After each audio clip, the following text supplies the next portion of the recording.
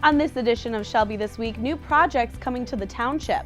The plans are in the works for a couple developments. Find out how local officials are making recreation more enjoyable with some simple improvements. Stacy? The Easter celebrations have officially begun right here in Shelby Township, and we invite you to join us for a fun-filled day.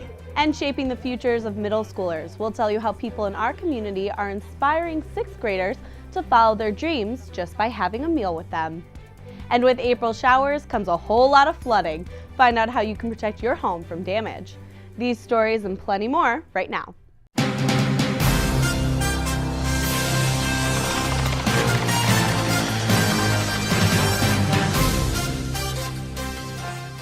We'll first start with those new developments coming to the township. The first is what's being called a pocket park. The township is making plans to put a small park along the Macomb Orchard Trail at the southeast corner of 25 Mile and Shelby Roads. The township is providing just over $35,000 for the project. Next to the park is an ice cream store, a coffee shop, and even a bar, so it's a prime place to relax while on the trail. The Township Board approved a resolution to submit an application to the Michigan Department of Natural Resources for assistance in the building. It's been in the works for about 4 years now. The hope is for the park to be completed later this year or by spring of next year. And one of the top priorities set for Shelby Township is on track to be debuted this summer. Here is a rendering of Jean Shepherd Park's splash pad, which is to be constructed next to the building on the opposite side of the parking lot. It will continue with the theme of the park, which is a firefighter theme. The splash pad will have benches and picnic tables and will hold up to 80 kids at a time.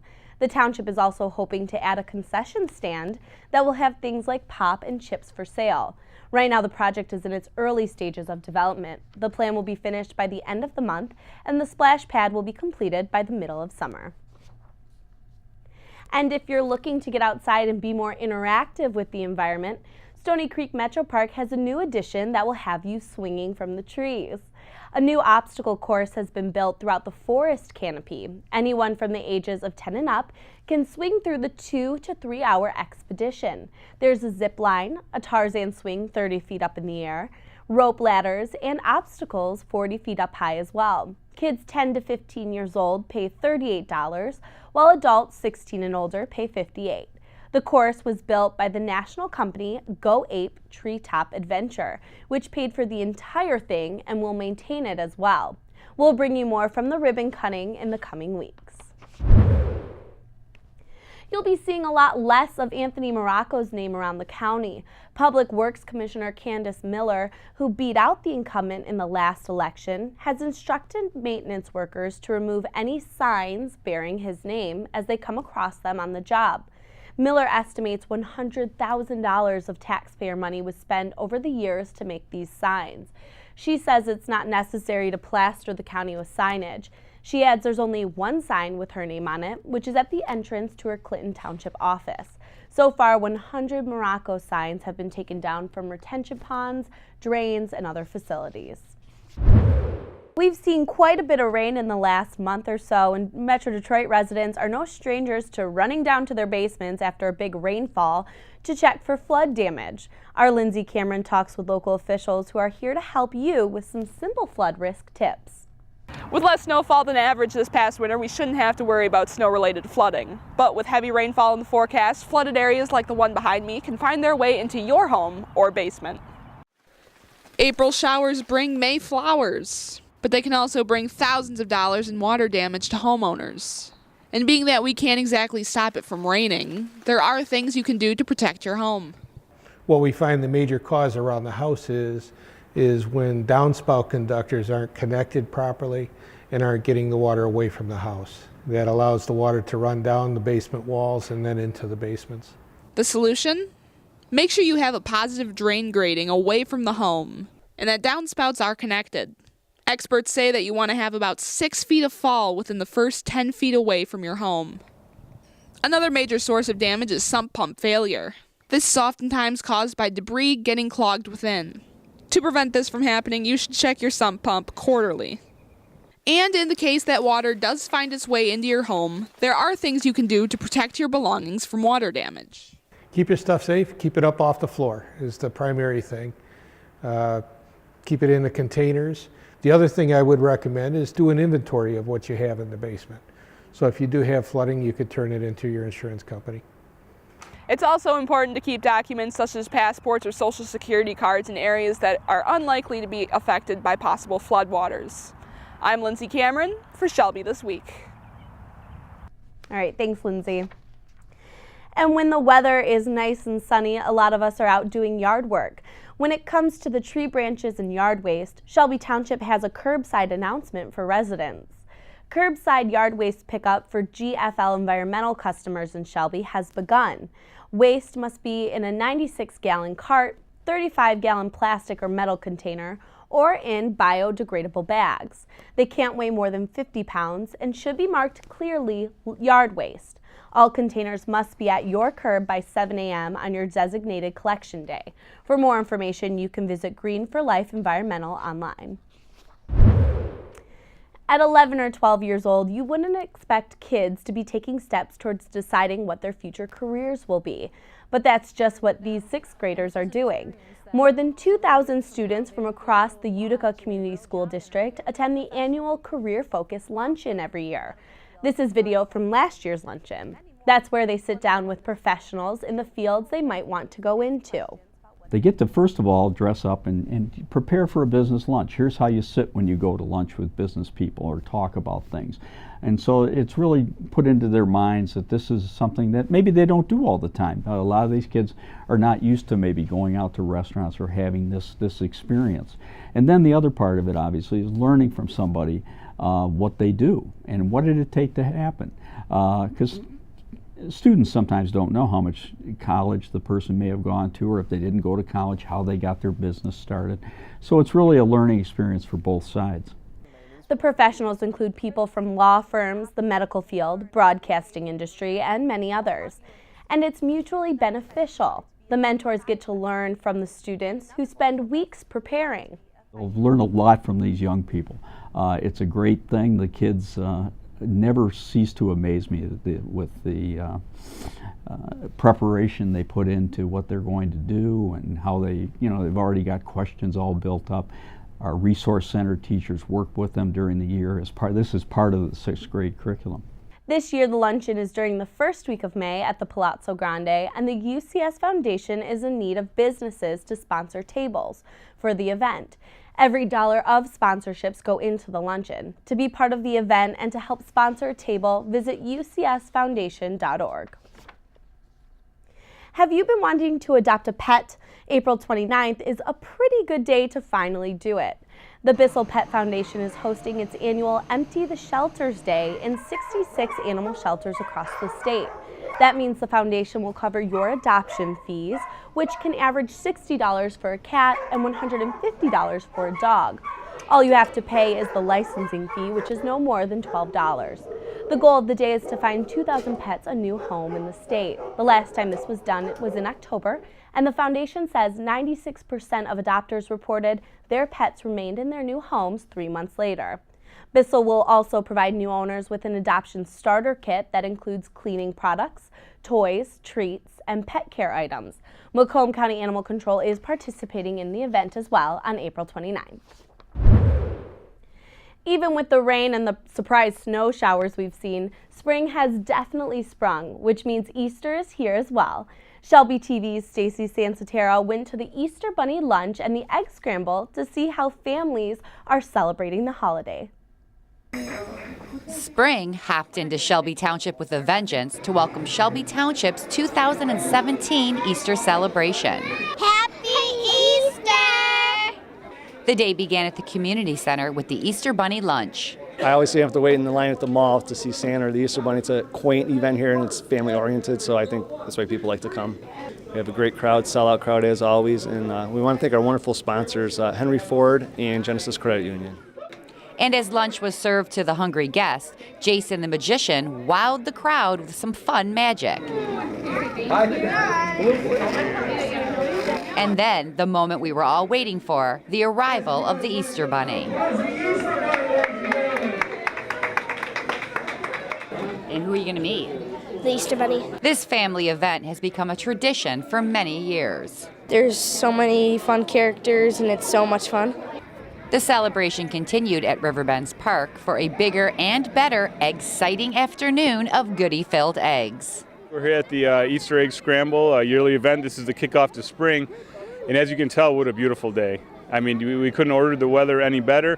We made some changes this year, and as you can see, people are really happy. We got some moonwalks this year. Lines are busy everywhere. I would like to thank our sponsors, Genesis Credit Union and the Shelby Utica Kiwanis, for sponsoring this event. Right now the young kids are going, ages 2 to 5, and they have the small. This is more tame. It's more 6 to 8 kids at once. There's no trampling and this and that. What are you most excited about? Trying to get the golden egg.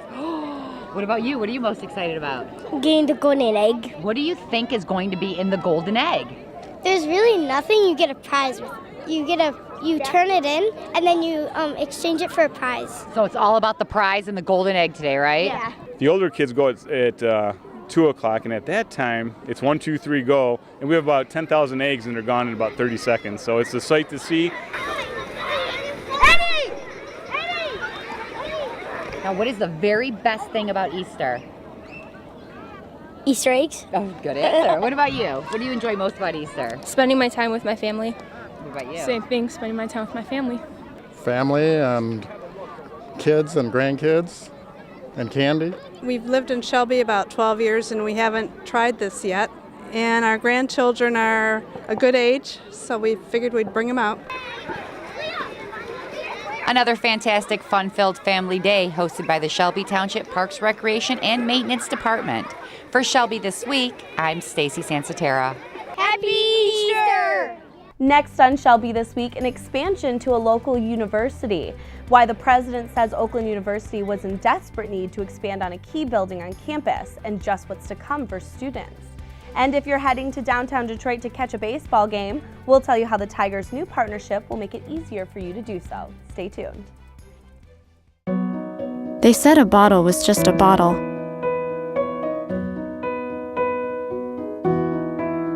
That no one would ever notice me.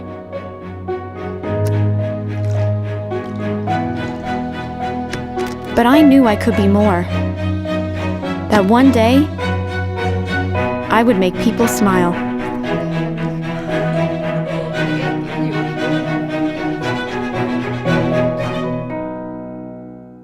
I rescued Toast from a shelter in 2011.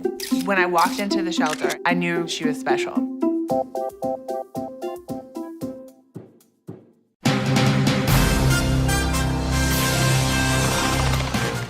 While he was roaming the halls of our community center, we had an opportunity to sit down with Representative Peter Lucido. He gave us plenty of updates on what he's working on, including the electronic registration bill that would allow drivers to share an electronic proof of registration during the course of a traffic stop. And he says this has much more to do with safety than convenience. It's currently, right now, it's in the Senate. And it should be coming out of Senate and getting passed and sent to the governor for signature. We need to protect our privacy. Right now, if I was to go ahead, go to the airport with my family and have my paper registration and my paper insurance in the car, it has my address on it. So anybody that would want to look out and see me park the car with all my family in it, getting out with our funny hats on and everything, going on vacation, would know, hey, this family's going on vacation. They can break into my car, get my home address, and go rip me off and my family. And we don't have to do all that anymore. We can protect it by having it now inside of our phones or inside of our electronics. And as a politician, he also remarked about what's going on in Washington from the eyes of a lawmaker. But I can see in Washington, the drama continues, the games are still played, and all we know is the people are paying for the drama and the games, and they shouldn't be. I asked if that was a similar environment in Lansing, and he assured me Lansing has a diverse group that has different wants and needs for their communities, but their focus is on coming together. We need to get on the same page, and we have to force each other to work together one way or the other. Otherwise, nothing's going to get done. Attitudes are still going to be there, and the people are going to suffer. So if you want people not to suffer, bear down and get their work done for them. They put you in office to do a job. get it done for them. And we talked about a lot more legislative updates, like the progress of his daylight savings bill and his work on preventing human trafficking. We'll bring you more of those updates in the coming weeks. There you go.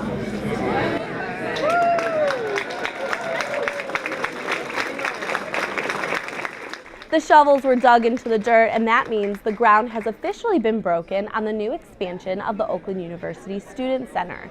This project has been in the making for 15 years or so, and the current president of the university says when he came to interview for his job, he knew this would be a task he would want to tackle.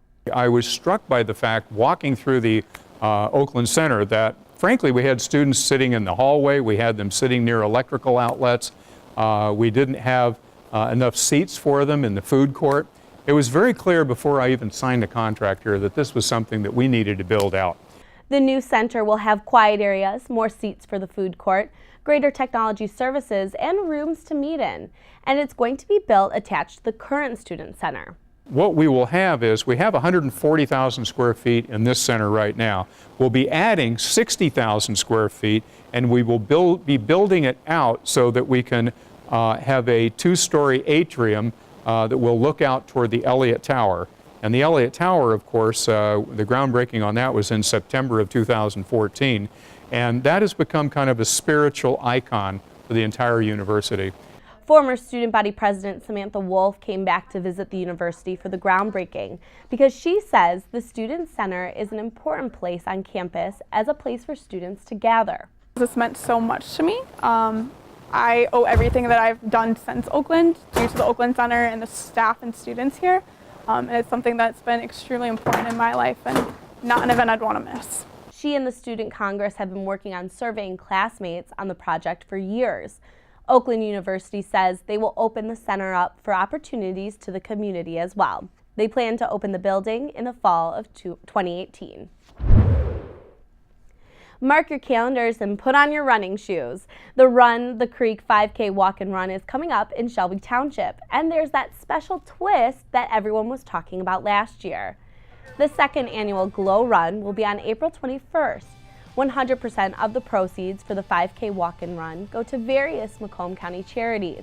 It takes place at Cherry Creek Golf Course, and it's a fun opportunity to run as the sun sets and your path is lit up by glow sticks. We attended last year and it was a blast. The race is on Friday, April 21st. Registration opens at 7 p.m. The kids run starts at 8 and the adult run starts at 8:15. Registration for the event can be found on our ShelbyTV Facebook page.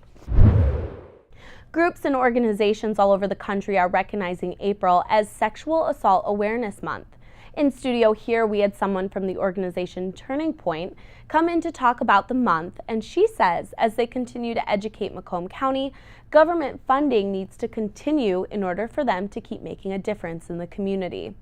What we want people to know is this is a great opportunity for people to speak out about sexual assault and how we all can do something to prevent it. Call your people in Congress to talk to them about funding. We've made a great deal of progress, particularly in Macomb County, to help survivors, and that needs to continue. That safety net needs to stay there, and the only way that's going to stay there is if our funding stays in place. And that money goes to a variety of events and speeches, which also reach out to the schools for youth education. Part of our prevention education team, and I know you've had us on the show with that, goes into the schools and talks to kids about what a healthy relationship looks like. And sometimes kids don't even realize, they don't recognize abuse, and adults too. They don't recognize sexual assault for what it necessarily is, and that sexual assault can happen to anybody, anywhere, anytime. It does not know any boundaries as far as demographics, social, economic, race, any of that.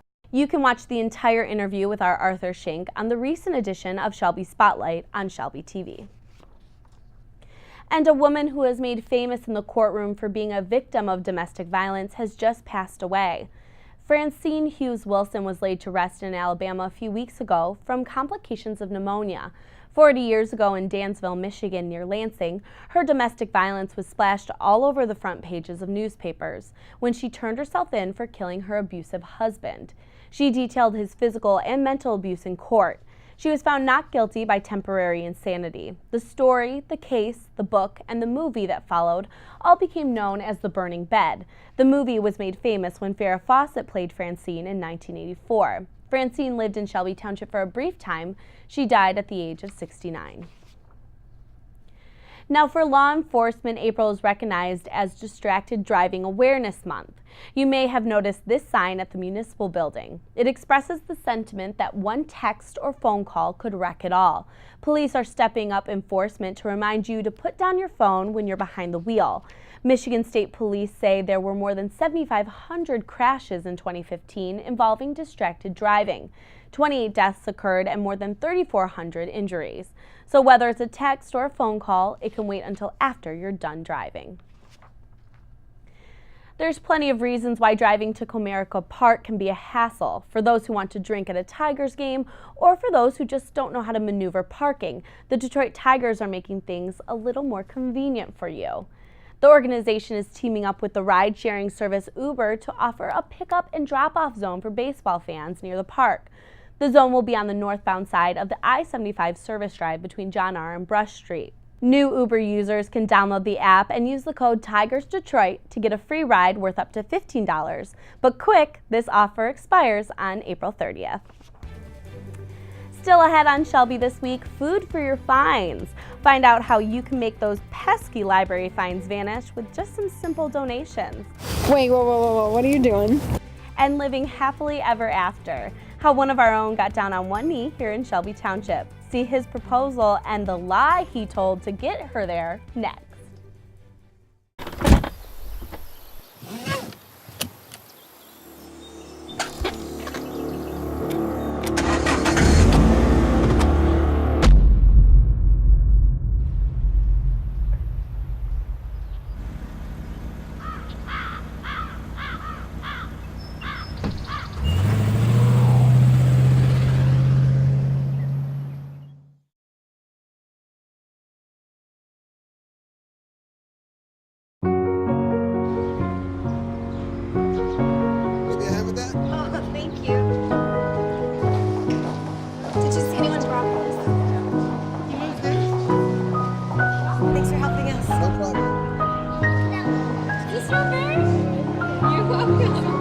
We'd do anything for kids. Yet 1 in 6 children in the U.S. struggle with hunger. Help end childhood hunger near you. Learn how at feedingamerica.org.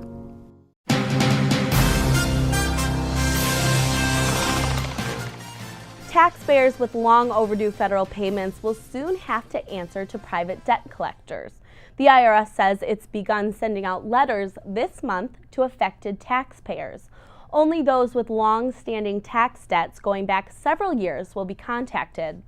And it won't be by phone, so if you do get a phone call, it is a scammer. If your case ends up being sent out to private collection firms, the IRS will provide you with the name and its contact information. The 4 firms include CBE Group from Iowa, Conserve out of New York, Performant from California, and Pioneer out of New York as well. If you've been raking in the fines at Shelby Township's library, there's a new program that will forgive some of those late fees, but also let you help your community at the same time. The library is hosting a Food for Fines initiative. All you have to do is bring in a non-perishable product that are in good condition. It's a great way for you to clean out your cupboards at home and maybe clean up some of your fines here at the library. If you've got a couple of extra dollars hanging out on your library card that you've been feeling guilty about, you can bring us some food. Gleaner feeds your community. Anybody who's struggling that doesn't know where their next meal is coming from can get food through the Gleaners Food Bank of Southeast Michigan. And no fines, no problem. You'll still be rewarded for your donation.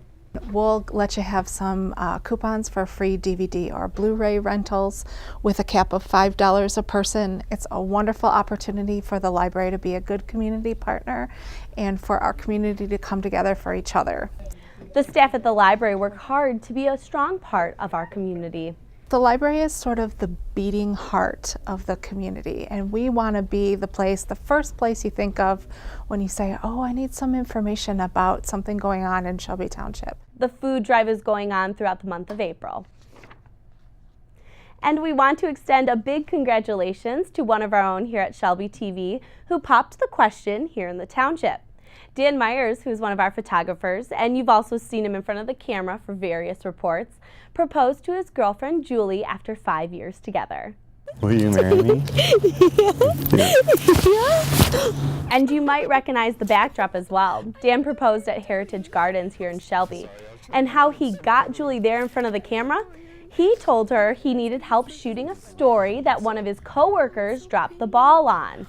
Coming up this summer, you will be seeing a lot more colors coming on. A lot more colors coming on. Yeah, is that what they do? Dan and Julie met through her sister. He says they hit it off right away. Congratulations to both Dan and Julie. And that's it for us here at Shelby this week. You can watch us all the time on ShelbyTV.org. And we have all of this information and plenty more on our Shelby TV Facebook page.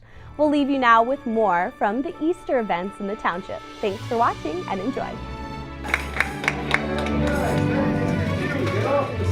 And enjoy the food. Thanks for coming out. If you like the show, I'm Jason Abbott. If not, my name is Elliot.